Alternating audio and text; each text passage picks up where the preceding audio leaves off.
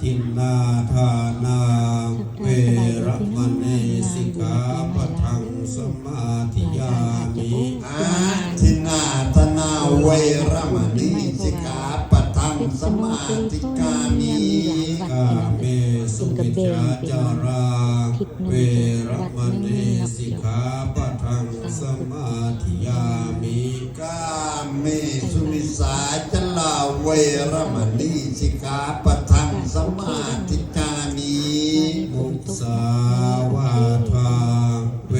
รมณีสิกขาปะทังสมาธิยามิมุสาวาทาเวรมณีสิกขาปะทังสมาธิกามิสุราเมรยมัชฌปมาทฐานาเวรมณีสิกขาปะทังสมาธิยามิสุราเมรยมัชฌปมาทฐานาเวรมณีสิกขาปะทังสมาธิกามิมานิปัญจสิกขาปะทานิสีเลนะสุปฏิยันติสาเอนะโภคสัมปทาสีเลนะนิพุติยันติตัสสมาสีลังวิโสทะเยทุอิมานิปัญจสิกขาปทานิสมาธิญามิในการไหว้พระรับศีลก็เป็นที่เรียบร้อยลงแล้วน้องก่อนเงินกับกับปาหลองเทวบุตรเทวรามาอนุโมทนาวันสักขีปีใหม่มหาสงกรานต์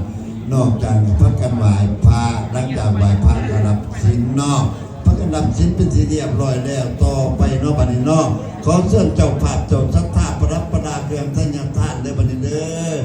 อประดับประดาเครื่องท่านยังท่านตกแต่งเป็นที่เรียบร้อยแล้วก็ยกใส่เก่าโตใส่หัววาคำถวายด้วยบัดนี้เด้อการวาคำถวายถวายอันเขาบิณฑบาตพัตตาหารมาตะกาผัดพัดเขาทิพย์พร้อมกองอัฐาบริขารต้นกระพึงเครื่องบริขารบริวารก็ว่าคำถวายไปนำกันเบิดทุกสิ่งทุกประการทอดเจดีย์ไส้ผมก็ว่าคำถวายนำนบัดนี้เนาะออกจากอันกับพักกันไปปักทุ่งชัยบูชาพระตานันไตอยู่ในพระธาตุทรายหลังจากใส่บาตรแล้วเอาเด้อยกใส่เก่าเต่าใส่ว่าคำถวายนำกันเด้อเจ้าภาคเจ้าศรัทธาย่าพ่อย่าแม่ผู้คนย่าลูกย่าหลานยกเครื่องท่านย่าท่านยกใส่เก่าเต่าใส่ว่าคำถวายเอาต่อไปว่าคำถวายเดี๋ยววันนี้นะโมตัสสะภะคะวะโตอะระหะโตสัมมาสัมพุทธัสสะ